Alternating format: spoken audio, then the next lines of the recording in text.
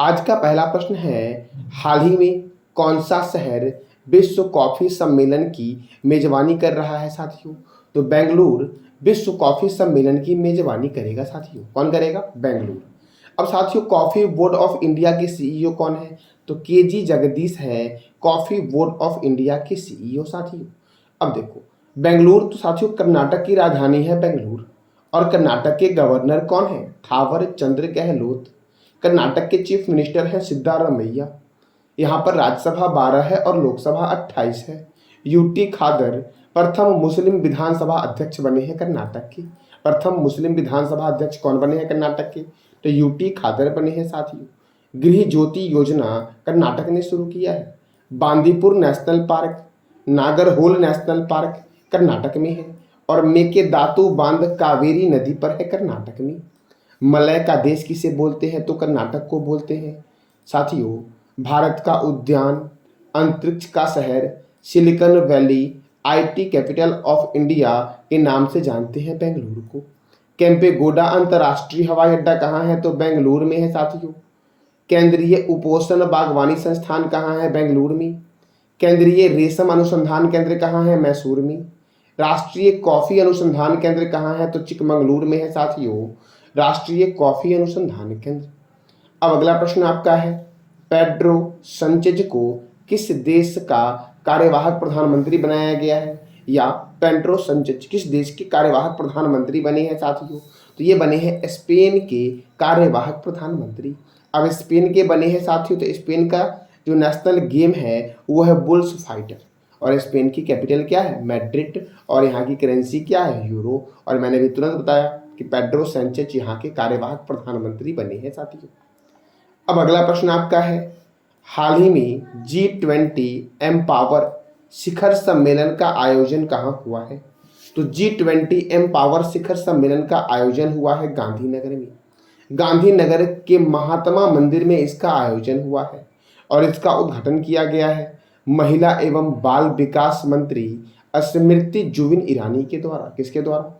तो महिला एवं बाल विकास मंत्री स्मृति जुबिन ईरानी के द्वारा इनका उद्घाटन किया गया है।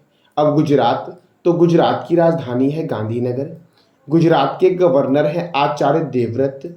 गुजरात के मुख्यमंत्री हैं भूपेंद्र भाई पटेल। यहाँ पे राज्यसभा 11 है और लोकसभा 26 है। गिर राष्ट्रीय उद्यान कहाँ पर है? तो गुजरात में है गिर राष्ट्रीय उद्यान। ब्लैक बक नेशनल पार्क भी गुजरात में है। नल सरोवर अभयारण्य गुजरात में है। और पोरबंदर लेक वन्यजीव अभयारण्य कहाँ पर है? तो गुजरात में है साथियों। गुजरात के अहमदाबाद को साथियों बोलते हैं भारत का बोस्टन और भारत का मैनचेस्टर। जो अहमदाबाद साथियों साबरमती रिवर के किनारे है। अब अगला प्रश्न आपका है, वर्टिकल यूनिवर्सिटी कैंपस की अवधारणा को कहाँ मंजूरी दी जा रही है साथियों? तो वर्टिकल यूनिवर्सिटी कैंपस की अवधारणा को मंजूरी दी जा रही है मुंबई में। और इसी के साथ साथियों भारत का पहला राज्य महाराष्ट्र बन गया जिसने वर्टिकल यूनिवर्सिटी कैंपस को मंजूरी दी है। देखो, भूमि की कमी के मुद्दे से निपटने के लिए इस योजना को मंजूरी दी है साथियों। किसने?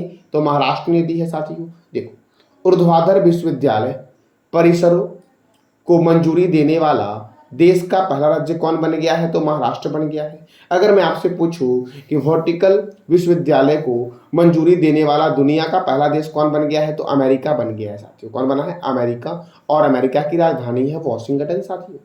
अब महाराष्ट्र साथियों बना है भारत में पहला ऐसा राज्य जिसने वर्टिकल विश्वविद्यालय को मंजूरी दी है। तो महाराष्ट्र की राजधानी क्या है? मुंबई। महाराष्ट्र के गवर्नर कौन है? रमेश बैस। महाराष्ट्र के चीफ मिनिस्टर कौन है? एकनाथ शिंदे। और यहाँ पर राज्यसभा सीट 19 है और लोकसभा 48 है। चंदोली राष्ट्रीय उद्यान महाराष्ट्र में है। लोनार वन्यजीव अभयारण्य कहाँ है? तो महाराष्ट्र में है। गढ़चिरौली वन्यजीव अभयारण्य महाराष्ट्र में है। मुक्ताई भवानी वन्यजीव अभयारण्य किस राज्य में है? तो महाराष्ट्र में है। Tata institute of fundamental research कहाँ है? तो मुंबई में है साथियों, Tata institute of fundamental research. भारतीय भूचुंबकीय संस्थान कहाँ है? मुंबई में। छत्रपति शिवाजी अंतर्राष्ट्रीय हवाई अड्डा कहाँ है? मुंबई में है। केंद्रीय कपास अनुसंधान केंद्र कहाँ है? नागपुर में। नेशनल केमिकल लेबोरेटरी का हेडक्वार्टर है पुणे में। इंडियन सिक्योरिटी प्रेस का हेडक्वार्टर है पुणे में। भारतीय मौसम वेधशाला का हेडक्वार्टर कहाँ है? तो पुणे में है साथियों। भाभा परमाणु अनुसंधान केंद्र का हेडक्वार्टर है मुंबई में। और साथियों महाराष्ट्र के साथियों अंशुमन सबसे कम उम्र में नॉर्थ चैनल को पार करने वाले भारतीय बने हैं। कौन? तो अंशुमन नॉर्थ चैनल को पार करने वाले सबसे कम उम्र के भारतीय बने हैं। अब अगला प्रश्न आपका है, हाल ही में किस राज्य के टेंगा घाटी में भारतीय सेना के द्वारा अमृत सरोवर का उद्घाटन किया गया है साथियों? तो अरुणाचल प्रदेश के टेंगा घाटी में भारतीय सेना के द्वारा अमृत सरोवर का उद्घाटन किया गया है साथियों। अब इंडियन आर्मी, आपको बताना है इंडियन आर्मी डे कब मनाया जाता है और इंडियन आर्मी के साथियों वर्तमान में चीफ कौन है, इस दो प्रश्न का जवाब देना है आपको कमेंट बॉक्स में साथियों। अब देखो अरुणाचल प्रदेश में साथियों, तो अरुणाचल प्रदेश की कैपिटल क्या है? ईटानगर। अरुणाचल प्रदेश के गवर्नर कौन है? कैवल्य त्रिविक्रम परनाइक। और यहाँ के मुख्यमंत्री हैं पेमा खांडू। पखोई वन्यजीव अभयारण्य अरुणाचल प्रदेश में है। नाम दफा बाघ रिजर्व अरुणाचल प्रदेश में है। और कमलांग बाघ रिजर्व किस राज्य में है? तो अरुणाचल प्रदेश में है साथियों। अब अगला प्रश्न आपका है, बाल संरक्षण, बाल सुरक्षा एवं बाल कल्याण पर चौथी एक दिवसीय क्षेत्रीय संगोष्ठी का आयोजन कहाँ हुआ है साथियों? तो इसका आयोजन हुआ है रांची में साथियों। कहाँ हुआ है? रांची में हुआ है। अब साथियों रांची में हुआ है बाल संरक्षण, बाल सुरक्षा और बाल कल्याण की चौथी संगोष्ठी साथियों, जो एक दिवसीय वाली थी। तो देखो भाग लेने वाले 4 राज्य इसमें है पश्चिम बंगाल, झारखंड, ओडिशा और बिहार साथियों। कौन है? पश्चिम बंगाल, झारखंड, ओडिशा और बिहार। अब झारखंड में साथियों यह हुआ है, तो झारखंड की राजधानी है रांची। झारखंड के गवर्नर हैं सीपी राधाकृष्णन और झारखंड के मुख्यमंत्री हैं हेमंत सोरेन साथियों। झारखंड की स्थापना हुई थी 15 नवंबर 2000 को बिहार से अलग होकर के। और यहाँ पे राज्यसभा 6 है और लोकसभा साथियों कितना है? तो 14 है। देखो पालकोट वन्यजीव अभयारण्य, दालमा वन्यजीव अभयारण्य और पारसनाथ वन्यजीव अभयारण्य कहाँ है? तो झारखंड में है। भारतीय लाह अनुसंधान संस्थान रांची में है। केंद्रीय खनन अनुसंधान संस्थान धनबाद में है। और राष्ट्रीय धातु विज्ञान प्रयोगशाला कहाँ है? तो जमशेदपुर में है साथियों। कहाँ पर है? जमशेदपुर में। और जमशेदपुर स्वर्ण रेखा नदी के किनारे है। और स्वर्ण रेखा नदी रांची के छोटा नागपुर पठार से निकलती है और यह बंगाल की खाड़ी में गिरती है। बंगाल की खाड़ी में साथियों ब्रह्मपुत्र नदी, गंगा नदी और मैंने कौन सा नदी बोला? स्वर्ण रेखा नदी। ये 3 नदियां साथियों बंगाल की खाड़ी बे ऑफ बंगाल में गिरती है। अब अगला प्रश्न आपका है, कारगिल एक यात्री की जुबानी नामक पुस्तक के लेखक कौन है? तो ऋषि राज के द्वारा लिखा गया है कारगिल एक यात्री की जुबानी साथियों। कारगिल एक यात्री की जुबानी किसने लिखा है? ऋषि राज ने। अब और भी महत्वपूर्ण पुस्तक है जैसे कि टॉम्ब ऑफ सैंड अर्थात रेत की समाधि, गीतांजलि सीरी के द्वारा लिखा गया है। रिंग साइड पुस्तक के लेखक है विजय दंडरा। द आर्ट ऑफ प्लंडर के लेखक है आलक्ष्य Talpatra. A nation to protect के लेखक है प्रियम गांधी मोदी। उड़ान एक मजदूर बच्चे की पुस्तक के लेखक है मिथिलेश तिवारी। बिल पावर पुस्तक के लेखक कौन है? तो सोजेड मरीन है साथियों। कौन है? सोजेड मरीन। Golden boy Neeraj Chopra Navjeet Singh. The Chipko movement the people's history के लेखक है Shekhar Pathak. City of joy और फ्रीडम एट मिडनाइट के लेखक हैं Dominique Lapierre. Bipin the man behind the uniform के लेखक है विश्वास रावत साथियों। वार एंड वुमेन पुस्तक के लेखक हैं डॉक्टर M.A. हसन। फुलंगे नामक पुस्तक के लेखक है लेखनाथ छत्री। कौन है? तो लेखनाथ छत्री साथियों फुलंगे नामक पुस्तक के लेखक हैं।